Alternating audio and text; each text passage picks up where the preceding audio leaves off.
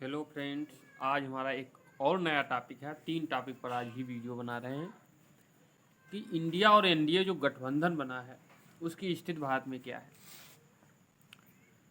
तो सबसे पहले आप चैनल को सब्सक्राइब कर लीजिए, फिर आगे बढ़ते हैं। तो अच्छा है गठबंधन लोकतंत्र में, जितना अच्छा मजबूती से विपक्ष खड़ा हो, लेकिन उसमें ये है कि इंडिया गठबंधन मजबूती से खड़ा है, एनडीए अभी उससे ज़्यादा मजबूत है। लेकिन मुझे ऐसा लगता है कि एनडीए के पास बीजेपी के अतिरिक्त तो कोई ज़्यादा सहयोगी ताकतवर नहीं है।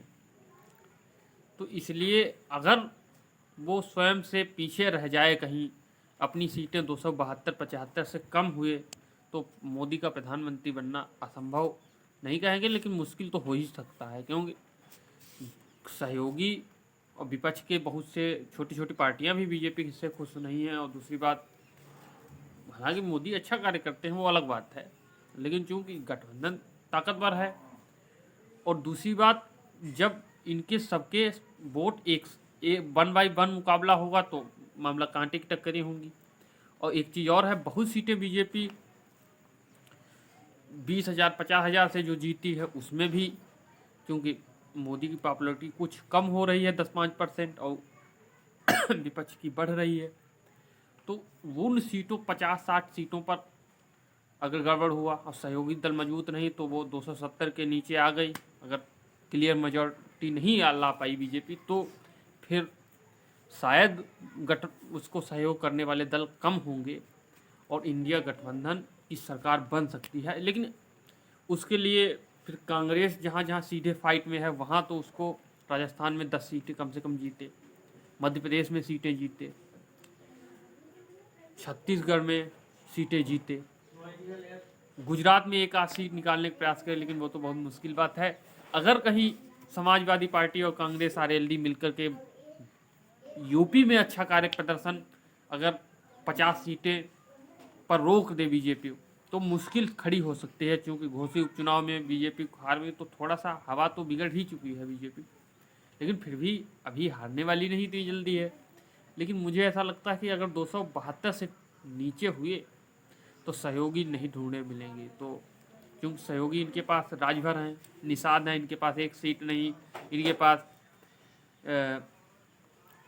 अपना दल के पास 2 सीटें हैं, लेकिन वो भी तो बीजेपी के से ही तो हैं अपने आप, तो वो कभी जीत नहीं पाए। तो वो उनके पास ऐसे दल नहीं हैं कि जो मदद। अब शिंदे के पास वोट बैंक है नहीं है, ये इसका भी पता नहीं। अजीत पवार के पास वोट बैंक है, इसका भी पता नहीं। तो अब अठावले साहब के पास एक सीट नहीं है, तो इनके पास एनडीए तक का कोई मतलब नहीं है, मांझी के का कोई मतलब नहीं है, तो उपेंद्र कुशवाहा का कोई मतलब नहीं है। तो ये दल, मुझे ऐसा लगता है कि बीजेपी को ये एनडीए केवल दिखावा है। बीजेपी अपने दम पर अगर चुनाव जीत सके, और चूंकि इंडिया अगर हारे कहीं, तो फिर विपक्ष का कोई पार्टी सहयोग नहीं करेगी, बहुत मुश्किल होगा। तो बीजेपी को थोड़ा सा अपनी स्थिति सुधारनी चाहिए, तभी जीत सकते हो। कांटे की टक्कर है इंडिया में, एनडीए ही कहेंगे जब गठबंधन है उनका, लेकिन वो बीजेपी बीएस एनडीए होना चाहिए। लेकिन वो एनडीए मतलब बीजेपी वर्सेस इंडिया होना चाहिए जो गठबंधन उनका बना। लेकिन वो कहते नहीं, एनडीए और इंडिया कहते, लेकिन एनडीए का तो कोई मतलब ही नहीं, कोई बड़े दल ही नहीं रह गए। शिवसेना उनके पास है नहीं, अब शिंदे साहब के पास है वोट नहीं है, इसका क्या पता। अजीत पवार के पास वोट है नहीं है, क्या पता। तो गठबंधन के पास कितना वोट, इसका तो कोई पता नहीं है। तो मुझे, हालांकि चिराग पासवान के पास वोट होगा, अनुप्रिया पटेल के पास थोड़ा बहुत वोट होगा, और कहीं ज़्यादा दिखता नहीं वोट। दुष्यंत चौटाला शायद थोड़ा बहुत वोट लाए। तो मुझे ऐसा लगता है कि टक्कर कांटे की है। अगर सही थोड़ा भी गड़बड़ हुआ तो खतरे में पड़ सकती है एनडीए की सरकार 24 में, और ध्यान देने की ज़रूरत है। धन्यवाद दोस्तों, ये थोड़ा सा हमने कहा इस पर विश्लेषण करें इसलिए बताया है। धन्यवाद।